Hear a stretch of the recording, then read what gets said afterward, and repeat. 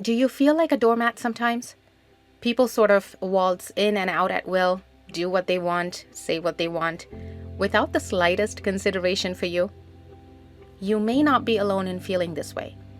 58% of Americans say that they have trouble saying no to others. If you find it hard to say no, it's a pretty big sign that you have weak boundaries. I'm a licensed social worker and a substance use counselor. Here are some things I've had my clients try when they're struggling to set boundaries. Number 1, identify your limits. Do you know what your boundaries are? If you had to think twice, or you're scratching your head right now trying to figure out if you do, you probably don't have very good boundaries. And I'm choosing to say not very good boundaries because you might have boundaries, but they're not very effective, or you're not using your boundaries in a way that's beneficial to you. If this is you, or you have close to no boundaries with anyone, let's start by reflecting on what makes you comfortable and what makes you stressed or overwhelmed. This will help you identify where your boundaries should lie. And then what? Number 2, clearly communicate your limits. Even those of us with the loosest boundaries draw the line somewhere. But boundaries mean nothing if you don't communicate them clearly. It's the best way to get others to respect them. So I'm going to give you a pro tip here. When you're starting to set boundaries, make sure to use I statements. This is the only way to say exactly what you want without blaming or accusing the people around you. Number 3, say no and mean it. Saying no is not easy. If it was, we'd all do it and have unbreakable boundaries, right? Instead, the reality is this. No is the hardest 2-letter word in the English language. It takes practice, and more importantly, it takes guts to look someone straight in the face and say no without feeling guilty or feeling like you let someone down. As hard as it may be, setting boundaries start with saying no. When you start to feel guilty, and I guarantee you will, here's what you need to remember. Boundaries are not selfish. Say this as many times as you need to really condition your mind to stop feeling guilty. Number 4, be consistent. Once you set a boundary, you have to stick to it. It's the only way to show that you're serious. Even when it's a little bit difficult, you have to follow through. Most importantly, being consistent means telling someone what your boundaries are and then showing them with your actions. Number 5, stop the guilt.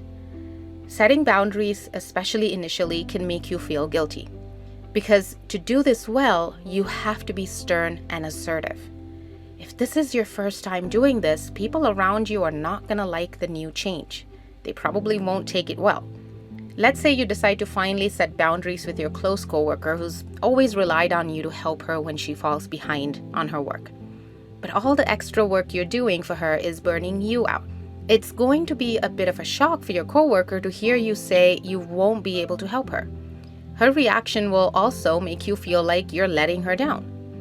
The trick to doing this with as little guilt as possible is to remind yourself that boundaries work both ways. The hypothetical line in the sand doesn't just benefit you, it also benefits the people around you. And let's face it, this does get easier with time. Number 6, set time limits. I worked with a client once whose biggest struggle in life was sticking to the boundaries he had set with his overly critical, controlling mother. We had worked together for a few years, and he had gotten to a point where he was able to set strict boundaries to safeguard his recovery. But no matter what he did, he struggled so much with just following through with the boundaries he had set, especially with his mother. So finally, we came up with this plan to set time limits. When his mother wanted him to come visit her, he would say, "I can only stay for an hour," and stick to it. There were no ifs or buts. When the hour was up, he left. This was a success because he was able to stick to the boundaries he had set. It didn't matter who the boundary was for. Number 7, set boundaries for yourself.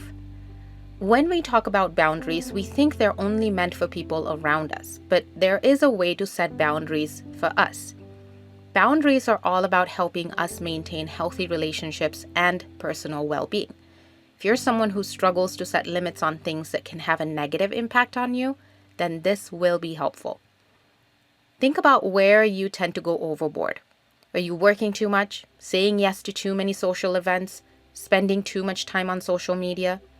Let's say you notice you've been staying up late every night because you keep working on your work projects. Start by deciding on specific rules for yourself that will help you maintain balance. You can set a boundary for yourself to stop working after 6 p.m. When 6 p.m. rolls around, shut down your computer and put away all your work. No exceptions. There might be times when you're tempted to push your own boundaries. Remember, consistency is key. Number 8, be assertive, not aggressive. Boundaries mean nothing if they're not clearly communicated. Equally as important is the way you communicate them. You don't want to go up to the friend you're trying to set boundaries with and accuse them or blame them. For example, say you have a friend who constantly borrows your things and always returns them late or don't return them at all. We all have friends like this. The best way to set boundaries with friends like this is to talk to them about their behavior without accusing or blaming them. Basically, you don't want to take a confrontational tone. Assert your boundaries firmly and respectfully. After all, you don't want to lose a good friend over some silly stuff. Number 9, start small. Boundaries are important. Everyone should have them, but here's what you shouldn't do. Bite off more than you can chew. In other words, don't go crazy setting boundaries on everyone around you and yourself overnight. Start small. If you find having boundaries with your nosy neighbor who takes up hours of your time asking you all kinds of personal questions to be challenging, leave it to the end. Maybe start with your coworker who's always stealing your food that you've pretended not to know so things wouldn't be awkward at work. Start with setting boundaries on something a little less challenging and work your way to the things that you find most challenging. Number 10, educate others. Like I said earlier, the clearer you are about your boundaries, the better. When you let people know what you're cool with and what you're not, it stops confusion. They'll know where you stand. When you educate others about your boundaries, it makes them responsible for respecting them. It also makes you stick to them. Let's face it, explaining your boundaries lets you stand up for what you need and take charge of your own well-being. Your happiness and well-being are in your hands. Others won't respect you if you don't respect yourself first. Remember, no is a complete sentence.